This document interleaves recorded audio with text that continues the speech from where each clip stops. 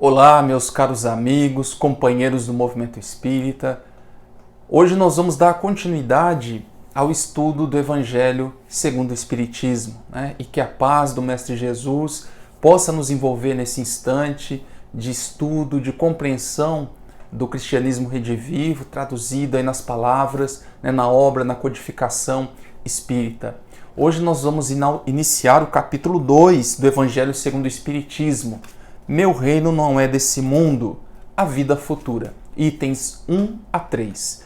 Mas antes de nós passarmos ao estudo do Evangelho segundo o Espiritismo, eu vou ler uma mensagem inicial, a título de exórdio, para que a gente possa, harmonizando aí os nossos pensamentos, serenando os nossos sentimentos, acalmando a nossa mente mesmo, preparando-a para o recebimento das lições que espero conseguir transferir aqui para os senhores e senhoras que estão nos assistindo nesse momento. Lembrando a todos que essa palestra é transmitida pelo YouTube e também pelo IGTV lá no Instagram do Grupo Espírita de Petrolina, @gesp_petrolina, e no Grupo Espírita de Petrolina, nosso canal no YouTube. Pois bem, a mensagem que eu escolhi para o dia de hoje é uma mensagem retirada do livro Meditações Diárias, ditada por André Luiz e psicografada por Chico Xavier. O título da mensagem é Deus e Nós. Somente Deus é a vida em si. Entretanto, você pode auxiliar alguém a encontrar o contentamento de viver. Somente Deus sabe toda a verdade.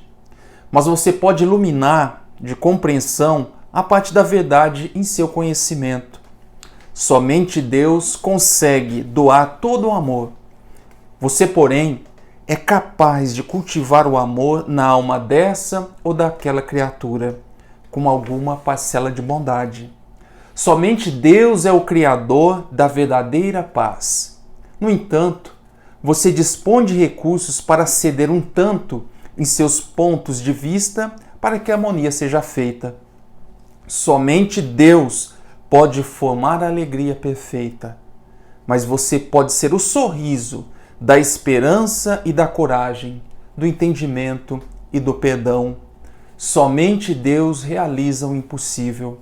Entretanto, diante do trabalho para a construção do bem aos outros, não se esqueça de que Deus lhe entregou o possível para você fazer. Então essa mensagem de André Luiz nos coloca a reflexão que também somos agentes ativos na cocriação, nós somos agentes ativos também na divulgação da luz, do conhecimento, da prática da caridade. E que a paz do Mestre Jesus esteja conosco nesse instante. Então nós vamos inaugurar o capítulo 2, como disse no início, Meu reino não é desse mundo, é o capítulo 2 do Evangelho segundo o Espiritismo. Nesse capítulo especial, nós temos aqui uma passagem que está em São João, do encontro de Jesus com Pilatos. E aí no item 1, vocês me permitam, eu vou fazer a leitura, Pilatos relata, o evangelista João, tendo entrado de novo no palácio e feito vir a Jesus à sua presença, perguntou-lhe, És o rei dos judeus? Ou dos judeus? Respondeu-lhe Jesus, meu reino não é deste mundo. Se o meu reino fosse deste mundo, a minha gente houvera combatido para impedir que eu caísse nas mãos dos judeus. Mas meu reino ainda não é aqui. E João continua. Disse-lhe então Pilatos, És, pois, rei? Jesus lhe respondeu, Tu dizes, sou rei.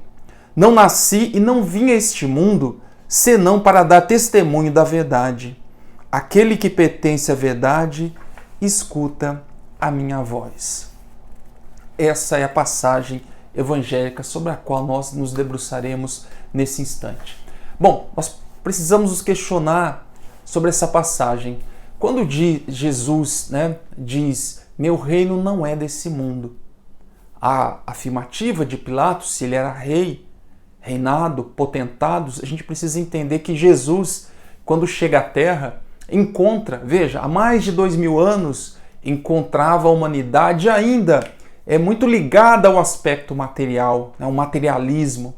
Então, quando Jesus vem dizer que um novo reino se instalaria na terra e que não viria com as aparências exteriores, né, com os reinados, a supremacia militar, né, de esmagar o adversário, porque os judeus tinham a concepção de que o Messias, o libertador do povo judeu, e precisamos entender que os judeus estavam sob o jugo do Império Romano, né? E os romanos, embora tivessem uma certa tolerância religiosa, eles cobravam tributos dos judeus. Os judeus não viam isso como uma questão muito boa. Aliás, tendo a ideia de que estavam sob o jugo de outra nação. Esperavam os judeus, então, o advento de um Messias libertador para o povo judeu.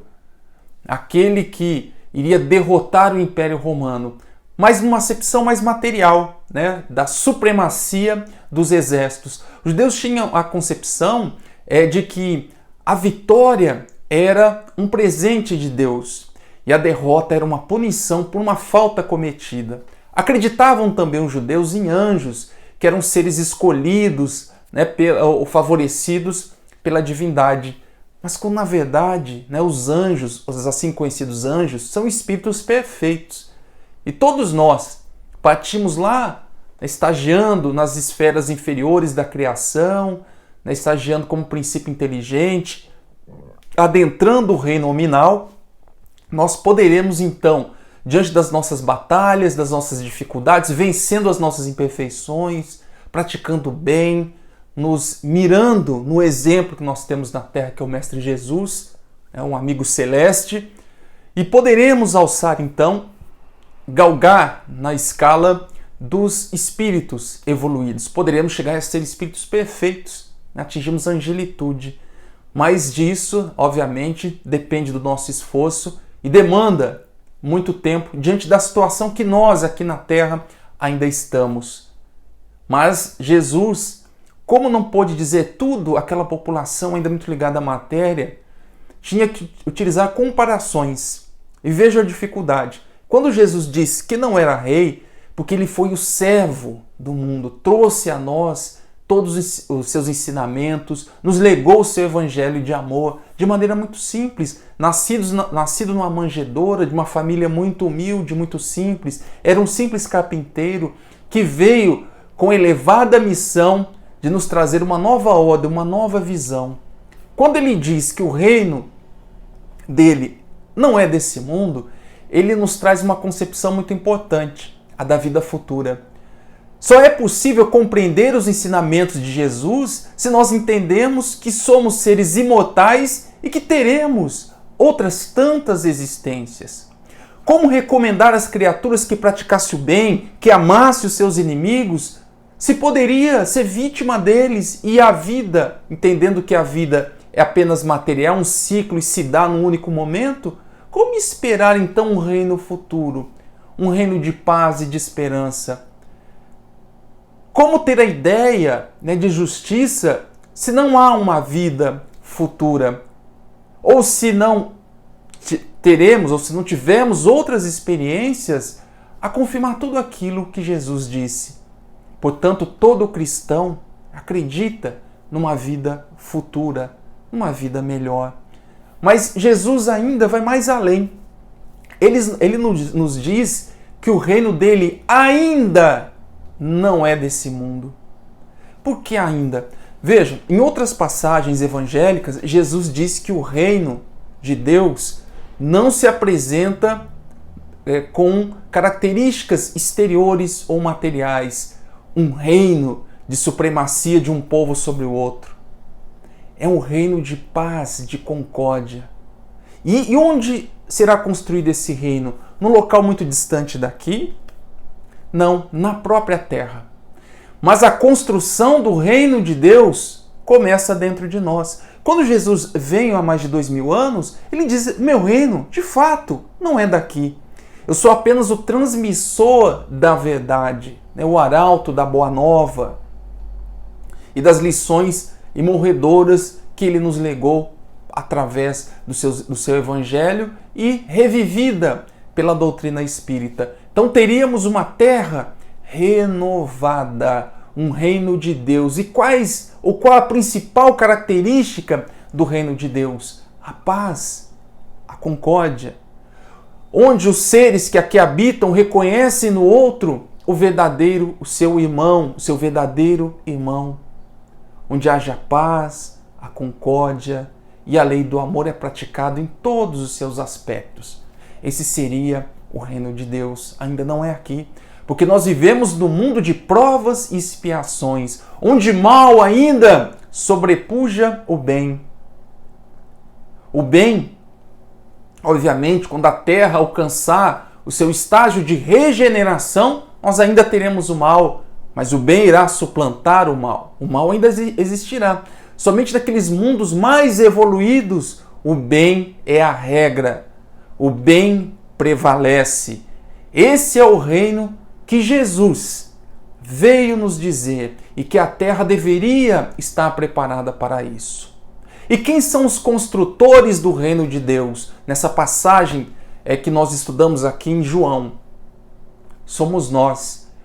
E a construção do reino de Deus, como diz Jesus, começa dentro de cada um de nós. Não é possível construir um mundo de paz se o nosso lar interior encontra-se conturbado, perturbado. Se ainda somos seres que guardamos no nosso interior o ódio, a vingança, a incompreensão, a ausência do perdão. Como imaginar isso sendo exteriorizado? É impossível.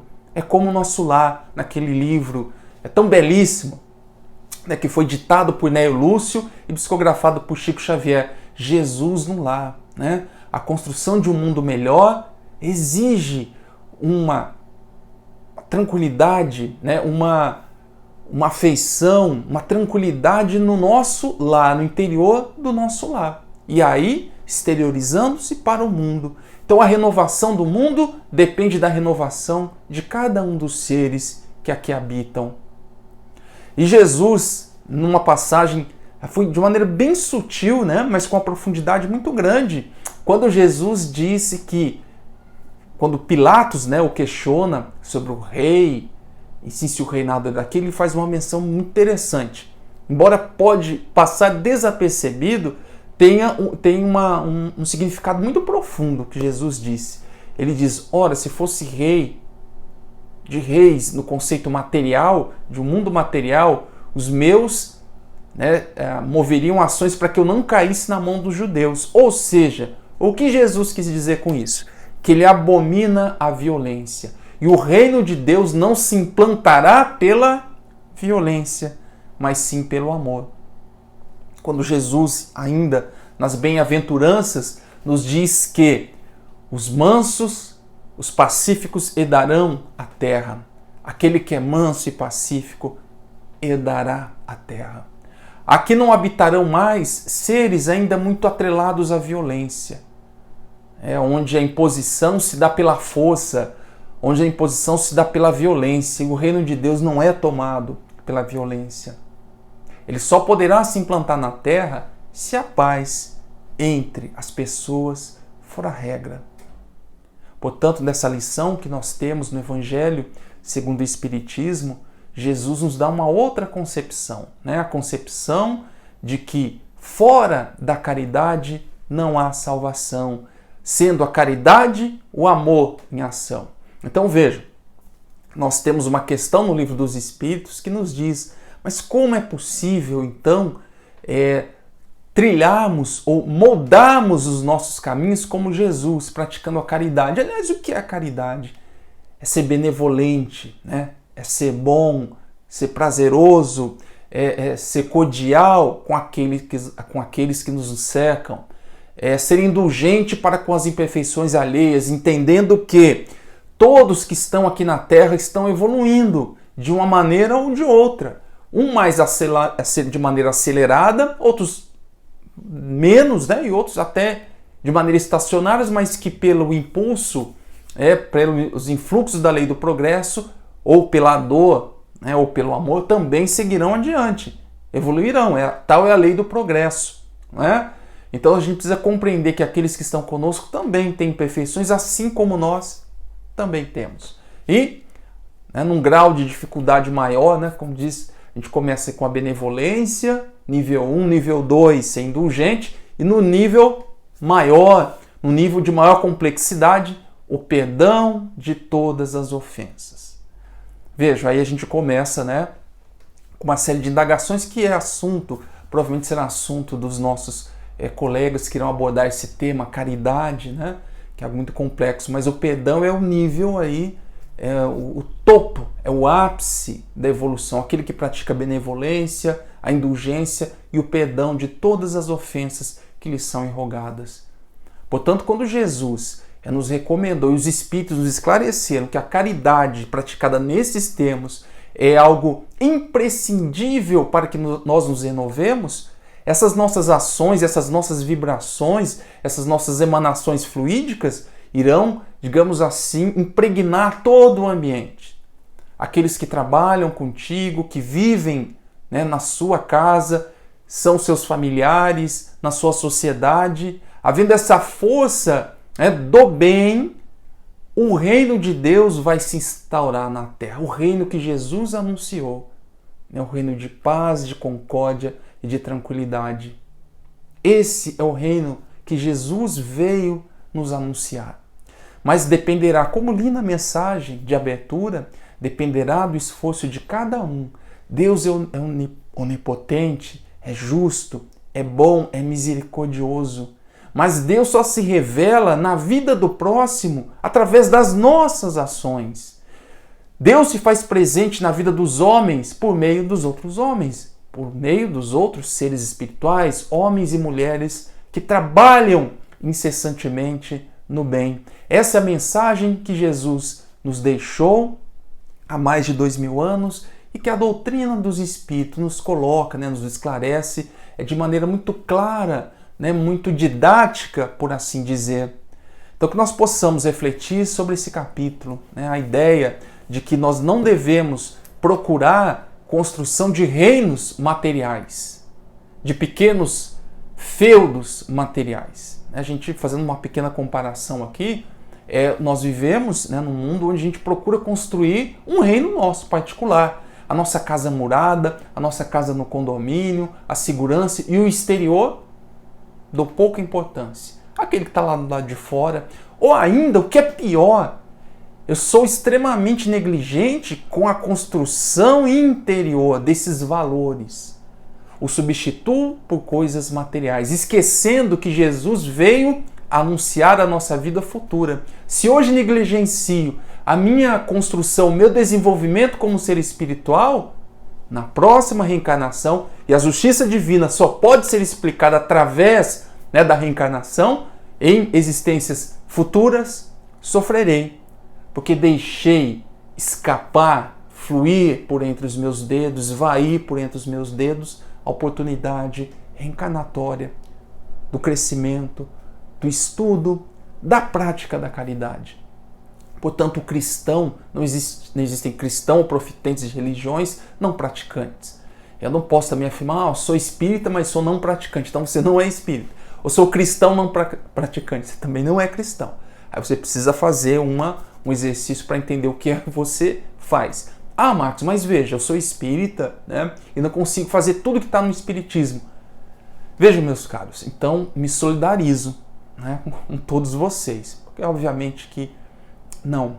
Porque Deus é muito paciente para conosco, nos dá uma oportunidade, anos, décadas, para a gente superar um único vício, ou tentar superá-lo. É isso. A doutrina espírita nos esclarece que nós precisamos voltar todo o nosso empenho, a nossa dedicação ao nosso reequilíbrio. Todo mundo tem defeito. Temos vários defeitos, e várias manias, várias imperfeições que nos atrelam ainda ao sofrimento. Mas a doutrina espírita nos esclarece. E cabe a nós, tomar a charrua e partir para o trabalho na seara do mestre, na seara da renovação. Sempre menciono, conversando com algumas pessoas, que se nós temos vícios que nos causam sofrimento, por exemplo, o vício da maledicência, falar mal da vida dos outros, eu falo 100 vezes ao dia. Poxa, Se eu fizer um esforço, vou falar só 99, veja, isso é muito importante. Aí você é o verdadeiro cristão, é o verdadeiro espírita, porque está tentando domar as suas más inclinações. Ótimo, se você não puder, se você simplesmente não falar mais mal da vida alheia, ser maledicente, perfeito, ótimo. Mas se você ainda não consegue, mas está tentando, a tentativa, a vontade é que vai fazer que você saia desse ponto inicial de inércia, né, de letargia e parte, caminhe em busca da luz, da melhor vida futura, da construção do reino de Deus dentro de você. E obviamente, veja que a partir desse momento em que você passa a construir o reino de Deus dentro de você, esses reflexos também vão chegar às pessoas que estão próximas, vão te olhar e dizer, olha, ele está tentando, né? Ele tem um monte de imperfeição, mas ele está tentando mudar. Opa, acho que é possível também. Porque muitas vezes a gente precisa fazer aqui uma reflexão. Todos nós estamos inclusos nessa questão. Quando Jesus ressaltou a nossa força interior, convocando-nos, concitando-nos ao deixar que a nossa luz interior brilhasse, ele estava realmente nos mostrando um caminho. Se nós confiamos em Jesus, na sua palavra, no seu evangelho, nós precisamos realmente deixar essa luz interior brilhar em nós e fazer muito mais do que Jesus fez, como ele nos disse. Mas, para isso, o caminho é longo, o trabalho será árduo, tropeçaremos muitas e muitas vezes, mas jamais podemos impedir o nosso progresso por desculpas ou distrações que o mundo coloca. Então, dada a lição de hoje, pessoal, sobre o Evangelho, que nós possamos refletir sobre a mensagem, né, de Jesus, do nosso mestre amigo celeste, com relação à vida futura, e o que esperar de Deus, o que esperar de Jesus, mas principalmente, o que esperar da nossa tarefa, do nosso caminho e do nosso empenho nesse instante. Deus se mostra para nós. Jesus nos legou uma obra, né, imensa, uma obra tão bela. Nós já conhecemos qual de Jesus, né, qual foi o seu caminho, a sua tarefa, a sua missão na Terra. Agora cabe a nós seguirmos os seus passos, promover a renovação interior, né, nos iluminar a cada dia, com um trabalho pequenininho, grão de areia, mas nunca pararmos. Nunca ficarmos naquela chamada perigosa, né, insalubre zona de conforto. A enxada, sem o trabalho, enferruja. A água parada é fonte de doenças. Então, que sigamos no movimento constante de renovação de nossas vidas. E peçamos a Jesus, a espiritualidade amiga, que nos acompanhe, nos envolva na sua misericórdia divina, nos dando força para seguirmos adiante. E que a paz do Mestre Celeste esteja conosco hoje e para todo sempre. Muito obrigado.